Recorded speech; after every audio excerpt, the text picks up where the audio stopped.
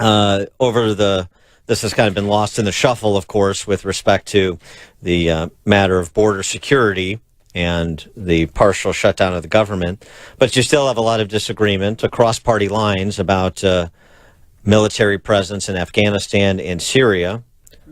Shouldn't come as a surprise again. Trump wants out of a lot of foreign entanglements. Troop levels in Afghanistan and Syria are to be drawn down, according to Trump pronouncements.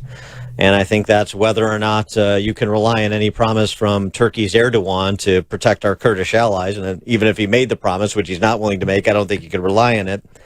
But is this the right move with respect to this other existential threat that still exists, although it's been minimized, of radical Islamic terrorism? Well, to help us explore that topic, we're pleased to be joined again by our friend Dr. Zuhdi Jasser, who's president of the American Islamic Forum for Democracy. He's a former U.S. Navy lieutenant commander, and he's also the author of the book A Battle for the Soul of Islam. Dr. Jasser, thanks for joining us again. Appreciate it. Oh, it's great to be with you. Happy New Year. Thanks for having me. Happy New Year. Good to connect with you again. And so how did you react to Trump's decision with respect to troops in Syria? And the argument that he and others made, which is, look, even the generals say there is no military solution to Syria. So what exactly are we doing there? Yeah, I think, on the one hand, I wasn't surprised, but the timing was a bit odd after the phone call with Erdogan. And also, when we talk about deployments, I think the issue in Afghanistan, there's a significant deployment there. In Syria, you're talking at max 2,000 troops, most of which are special forces. We've got a few hundred special forces in Somalia. We've got special forces all over the world that are doing things that are just part of targeted ops that I don't think the American public, if push comes to shove, would say that's a persistent deployment. Not to mention, in Syria, this is a huge return on investment regarding on-the-ground intel right on the border of Israel, our greatest ally in the Middle East. Already, as we've talked about removal, the Russian troops are moving into the town. Our greatest ally, second to Israel, are the Kurds. The Kurds are already starting to have to lean towards Russia, lean towards even Assad. And at the end of the day, they are again telling us, and my friends who are on the Kurdish Syrian Democratic Forces are saying, America again is abandoning us like they did in Iraq. And when I talk about return on investment, those few hundred troops, yes, four lives are too much, but we lost 4 American lives in Syria in the last 3 years. The Kurds lost 10,000 and control 30% of Syria. That's all going to go away and go to Russia. And you have a sort of a nexus of Russia, Turkey, Iran, Assad, and then the radical Islamists, and then our real allies, which are the Kurds and the democratic forces, that now with our removal of those few special forces are going to lose significant intel that we had on the ground. And also then, I have one reason why I like this move, because ultimately it's going to cause that region to flare up even more, in which we'll really have to do something real rather than this sort of passive-aggressive move that we've been doing since the Obama administration. But having said that, President Trump should be given credit for allowing Mattis to win the war against ISIS in 2017. It wasn't won a few weeks ago. It was won 6 months after Mattis took over. And, since then we've basically now are withdrawing to basically lose the peace that we had there. So Turkey and the Kurds are turning to Russia to solve the problems by our exit. And then what is Israel's role going to be in all of this?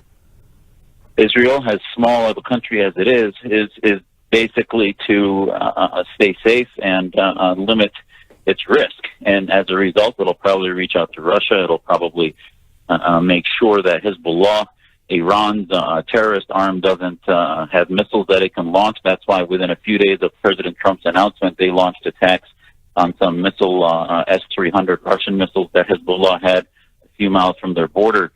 So as a result, they're going to continue to do containment. And that's why on the New Year's, our organization had a message, which was, we get the border security, we get the fact that we had targeted, you're not going to win this militarily, but it's time for America to go on the offense against the ideology, because when we start turning to radical Islamist dictators like Erdogan, who really has no business being in NATO, when we turn to them to maintain the peace, this is worse than it was if in the Cold War we turned to communist regimes to maintain peace against the Soviets. We never did such a thing, and that's sort of what we're doing right now. What would winning the peace, as you described, look like in terms of American resources? Again, not military, but simply intel on the ground, working slowly with our allies, not abandoning them, and also being on the offense. Too long we have been on the defense. We see now 2 Muslim members of Congress that are part of the identity politic response. We see huge foundations donating to the Islamist causes, and yet the cause of liberty, secular liberal democracy, is not being pushed through our public diplomacy programs, through the State Department and elsewhere. We should be in the offense. The Russians, the Iranians, the Muslim Brotherhood should be declared a terrorist organization. We should put them on the defense against the liberals. There are women that want to be free in Saudi Arabia. Iran is on the verge of a revolution that would really defeat the Islamists.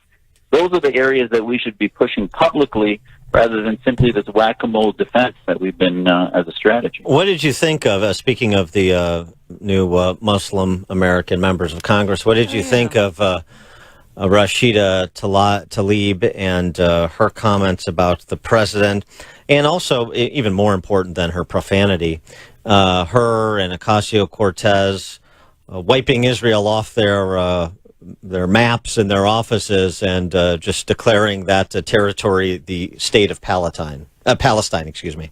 I like Palestine. Yeah, well, yeah, local. My friend contact Siraj Hajimi has a good piece in the Washington Examiner about how the feminists and the women's movement really need to look at themselves and see why is 2 flaming anti-Semites like Ilhan Omar and Rashida Tlaib now the icons of the women's movement when they are just grotesquely anti-Semitic. Being against some of Israel's policies is very different than being anti-Israel. And these 2 members of Congress are anti-Israel. It's the new anti-Semitism, and the left should be ashamed of itself. They are basically treating Muslims with a bigotry of low expectations. Our community can do better than them and better than this. And at the end of the day, nobody's taking away their free speech, but what happens is they become the poster children for the Muslim community. And here are folks that these 2 members of Congress repulse when people criticize Islam and they want to control that speech.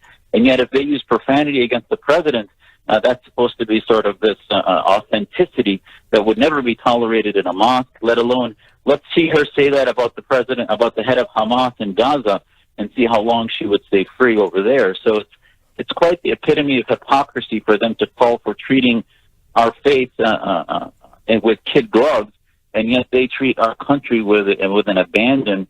They've said things about the military that I find quite offensive, and so many other things. And I think it's just time to stop with the identity politics and really look at the ideologies that they present.